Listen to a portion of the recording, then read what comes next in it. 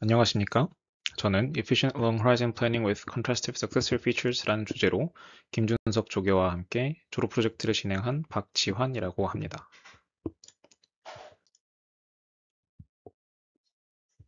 먼저 목차는 다음과 같습니다.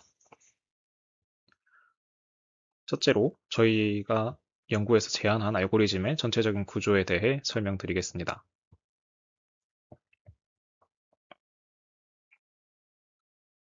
저희 알고리즘의 구조는 다음과 같이 나타낼 수 있는데 저희 알고리즘의 목표는 현재 스테이트와 골이 주어졌을 때 적절한 액션을 만드는 것이라고 볼 수 있겠습니다.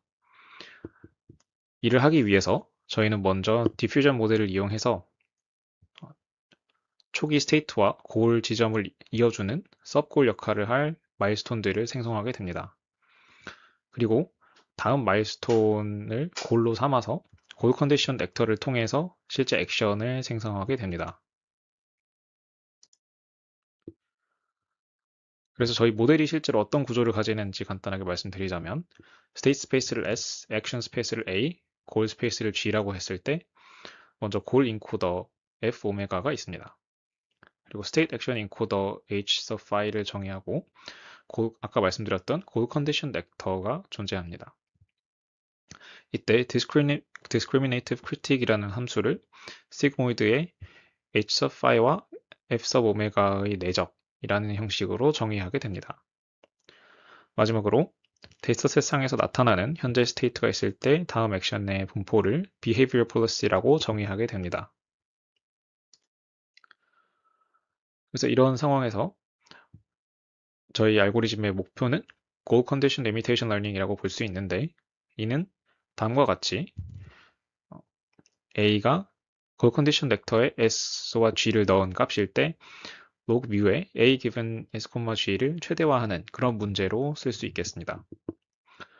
그래서 이 부분을 선행 연구에서 했던 것과 유사하게 리포뮬레이션을 할 경우 위쪽에 보이는 액터 러스를 얻을 수 있게 됩니다.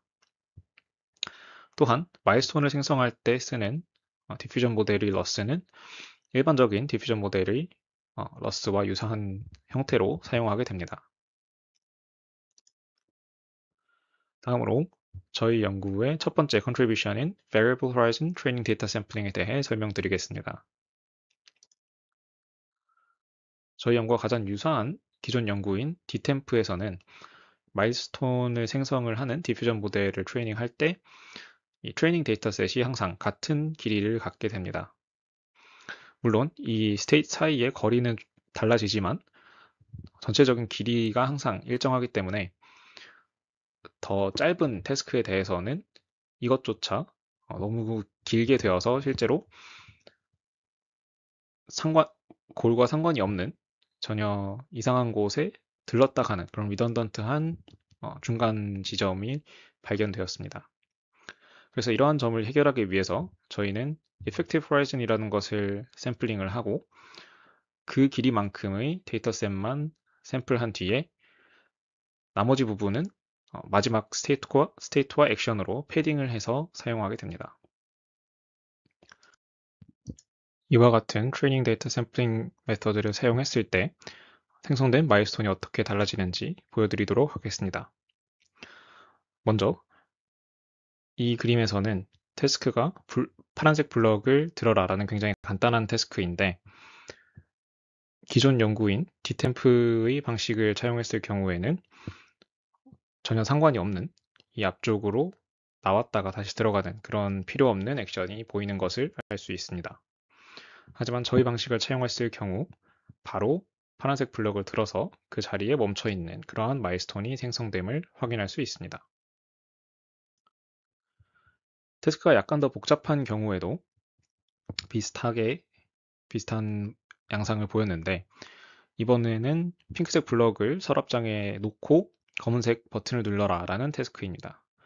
이번에도 디템프를 사용한 경우에는 검은색 버튼을 누르기 전에 전혀 상관없는 파란색 블럭 쪽에 갔다 오지만 저희 방식을 사용할 경우 바로 원하는 위치에 도달해서 가만히 있는 그런 마일스톤이 생성됨을 알 수 있습니다. 또한 태스크가 굉장히 복잡한 경우에도 이 경우에는 Dtem프가 좋은 성능을 보여주지만 저희 방법 또한 그에 못지않는 거의 차이가 없는 그런 모습을 보여주게 됩니다. 이 경우에는 핑크색 블럭을 놓고 검은색 버튼을 누르고 파란색 블럭을 들어라 라는 태스크인데 Dtem프와 저희 새로운 방식으로 트레이닝한 디퓨전 모델 모두 비슷한 마일스톤을 생성함을 확인할 수 있습니다. 따라서 저희 방식을 사용할 경우 더 짧은 태스크에 대해서도 좋은 마일스톤을 생성하면서 긴 태스크에 대한 성능도 떨어지지 않는다라는 점을 알 수 있습니다. 다음으로 두 번째 컨트리뷰션인 컨서버티브 크리틱에 대해 설명드리겠습니다. 먼저 저희 연구에서 크리틱 펑션을 학습할 때 사용한 loss 펑션에 대해 간단히 소개해드리겠습니다. 총 두 가지를 사용해 보았는데 첫 번째는 Noise Contrastive Estimation인 NC loss이고 두 번째는 TD Influence loss입니다. 이때 NC loss가 몬테카를로 방식 그리고 바이너리 크로스 엔트로피와 비슷한 형태를 가지고 있다면 TD Influence는 Temporal Difference 형식 그리고 Softmax와 비슷한 형태를 가진 loss 펑션이라고 보면 되겠습니다. 이 두 가지 모두에 대해 새로운 페널티 term을 추가함으로써 성능 향상을 만들어내고자 했는데 Conservative Q-Learning이라는 연구에서 영감을 받아 이러한 시도를 해보게 되었습니다. 그래서 이 Conservative Q-Learning에서 사용한 objective가 위쪽에 있는 이 식인데 오른쪽 부분에 있는 항은 일반적인 벨만 에러 항이고 앞부분이 이 연구에서 추가한 항입니다.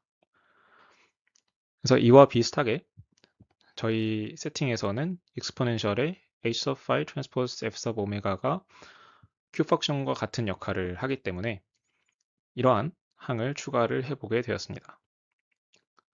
이 페널티 항의 의미 같은 경우에는 여기 있는 이 a-는 현재 스테이트 s와 전혀 상관이 없는 랜덤한 액션이기 때문에 그런 랜덤한 액션에 대해서 이 q 펑션에 해당하는 값이 과하게 크지 않도록 페널라이즈를 해준다라고 이해할 수 있겠습니다.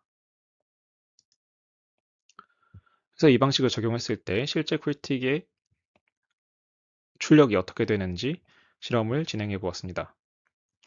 왼쪽과 오른쪽 모두 y축의 값은 다음과 같이 정의가 되어 있고 a는 데이터셋에서 나타나는 액션 그리고 a-는 랜덤한 액션이기 때문에 해당 값이 클수록 더 좋다고 볼 수 있겠습니다. 먼저 왼쪽 그래프부터 보시면 x축의 경우 s와 s 플러스 사이의 시간적인 거리를 나타내고 있는데 이 빨간색과 주황색에 해당하는 컨서버티브 크리틱을 적용한 경우가 좀 더 이 거리에 상관없이 일정하게 좋은 성능을 내준다라고 볼 수 있겠습니다. 인프luence를 적용한 경우에는 이 부분이 확실하게 나타나는데 NC를 사용한 경우에는 실선만 볼 경우 오히려 컨서버티브 크리틱이 없는 경우가 더 좋지 않냐라고 생각할 수도 있겠지만 하위 10% 값을 비교해 봤을 때는 컨서버티브 크리틱을 적용한 경우가 훨씬 더 좋은 성능을 내줌을 알 수 있습니다. 저희 크리틱 펑션은 액터를 학습시키는 데 사용되기 때문에